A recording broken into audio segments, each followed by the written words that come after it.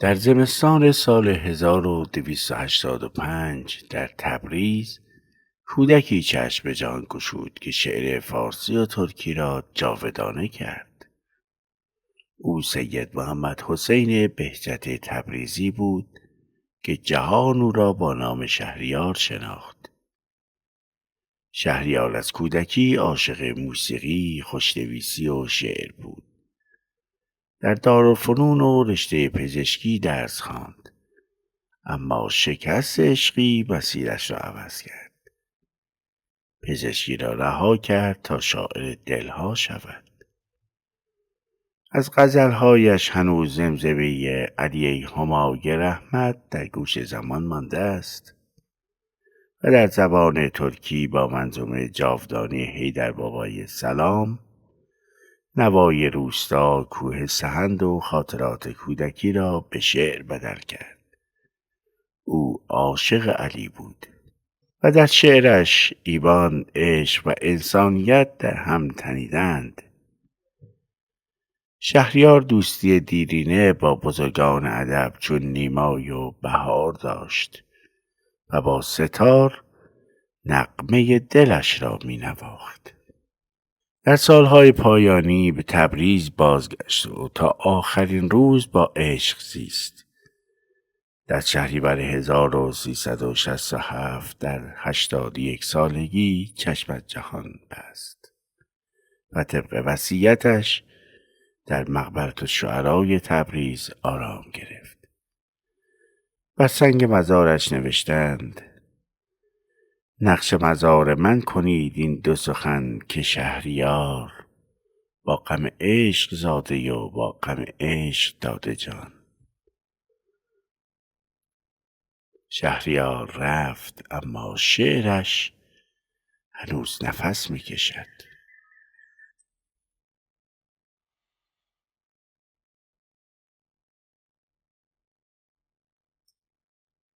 دوستان، به کانال خودتون افسانه‌های کهن پارسی خوش آمدید. امروز می‌خوایم شعر زیبای ای وای مادرم رو بخونیم و از قدرت سخن استاد شهریار در شعر نو لذت ببریم. با ما همراه باشید. برش حاله سیاه، او مرده است و باز پرستار حال ماست. در زندگی ما همه جا وول می‌خورد، هر کنج خانه صحنه‌ای از داستان اوست. در ختم خیش هم به سر کار خیش بود، بیچاره مادرم. هر روز می‌گذشت از این زیر پله ها، آهسته تا به هم نزند خواب ناز من. امروز هم گذشت، در باز و بسته شد. با پشت خم از این بغل کوچه می‌رود. چادر نماز فلفلی انداخته به سر، کفش چروک خوردی و جوراب وصله دار. او فکر بچه هاست، هر جا شده هویج هم امروز میخرد. بیچاره پیرزن، همه برف است کوچه ها. او از میان کلفت و نوکر ز شهر خیش آمد به جستجوی من و سرنوشت من. آمد 4 طفل دگر هم بزرگ کرد. آمد که پیت نفت گرفته به زیر بال. هر شب درآید از در یک خانه فقیر، روشن کند چراغ یکی عشق نیمه جان. او را گذشته ایست سزاوار احترام. تبریز ما به دورنمای قدیم شهر، در باغ بیشه خانه مردی است با خدا. هر صحنه و هر سراچه یکی دادگستری است. اینجا به داد ناله مظلوم میرسند. اینجا کفیل خرج موکل بود وکیل. مزد درآمدش همه صرف رفاه خلق. در باز و سفره پهن، بر سفرش چه گرسنه ها سیر می شوند.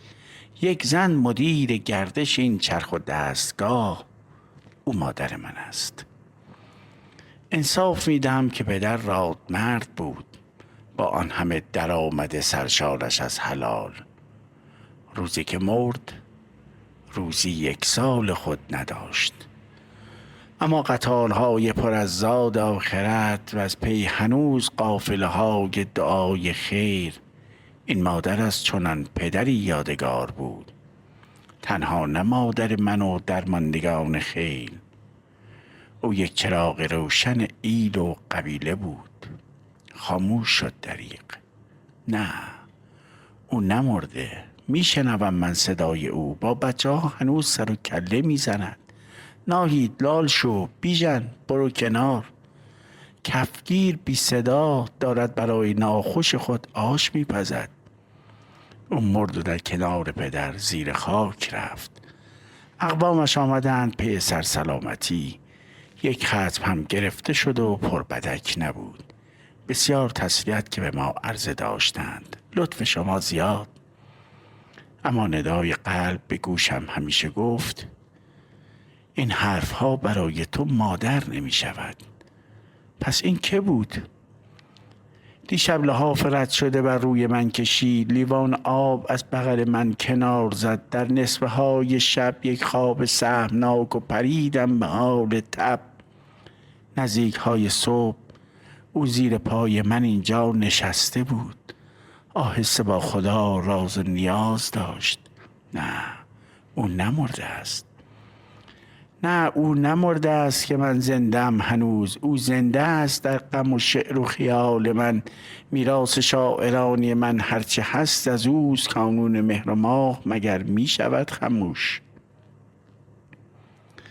آن شیرزن بمیرد، او شهریار زاد. هرگز نمیرد آن که دلش زنده شد به عشق. او با ترانه های محلی که می سرود، با قصه های دلکش زیبا که یاد داشت، از عهد گاهواره که بندش کشید و بست، اعصاب من به ساز و نوا کوک کرده بود. او شعر و نغمه در دل و جانم به خنده کاشت. وانگه به اشکهای خودم کشته آب داد. لرزید و برق زد به من آن اهتزاز روح، و از اهتزاز روح گرفتم هوای ناز. تا ساختم برای خود از عشق عالمی. او 5 سال کرد پرستاری مریض. در اشک و خون نشست و پسر را نجات داد. اما پسر چه کرد برای تو؟ هیچ. تنها مریض خانه به امید دیگران. یک روز هم خبر که بیا او تمام کرد. در راه قم به هر چه گذشتم عبوس بود. پیچید کوه و فوش به من داد و دور شد. صحرا همه خطوط کج و کولی و سیاه. تومار سرنوشت خبرهای سهمگین. دریاچه هم به حال من از دور می گریست. تنها طواف دور ضریح و یکی نماز. یک اشک هم به سوره یاسین چکید. مادر به خاک رفت. آن شب پدر به خواب من آمد، صداش کرد. او هم جواب داد. یک دود هم گرفت به دور چراغ ما. معلوم شد که مادر از دست رفتنی است. اما پدر به غرفه باغی نشسته بود. شاید که جان او به جهان بلند برد. آنجا که زندگی ستم و درد و رنج نیست. این هم پسر که بدرقش می کند به گور. یک قطره اشک مزدحم زجرهای او. اما خلاص می شود از سرنوشت من. مادر بخواب، خوش، منزل مبارکت. آینده بود و قصه بی مادری من. ناگاه زجه‌ای که به هم زد سکوت مرگ. من می دویدم از وسط قبرها برون. او بود و سر به ناله برآورده از مغاک. خود را به ضعف از پی من باز می کشید. دیوانه و رمیده دویدم به ایستگاه. خود را به هم فشرده خزیدم میان جمع. ترسان ز پشت شیشه در آخرین نگاه. بازان سفید پوش همان کوشش و تلاش. چشمان نیمه باز از من جدا مشو. می آمدیم و کله من گیج و منگ بود. انگار جیوه در دل من آب می کنند. پیچیده صحنه‌های زمین و زمان به هم. خاموش و خوفناک همه می گریختند. می گشت آسمان که بکوبد به مغز من. دنیا به پیش چشم گنهکار من سیاه. و از هر شکاف و رخنه ماشین غریو باد. یک ناله ضعیف هم از پی دوان دوان می آمد و به مغز من آهسته می خلید. تنها شدی پسر، باز آمدم به خانه، چه حالی نگفتنی. دیدم نشسته مثل همیشه کنار حوض، پیراهن پلید مرا باز شسته بود. انگار خنده کرد ولی دل شکسته بود. بردی مرا به خاک کردی یا آمدی؟ تنها نمیگذارمتی بینوا پسر. میخواستم به خنده درآیم ز اشتباه، اما خیال بود. ای وای مادرم.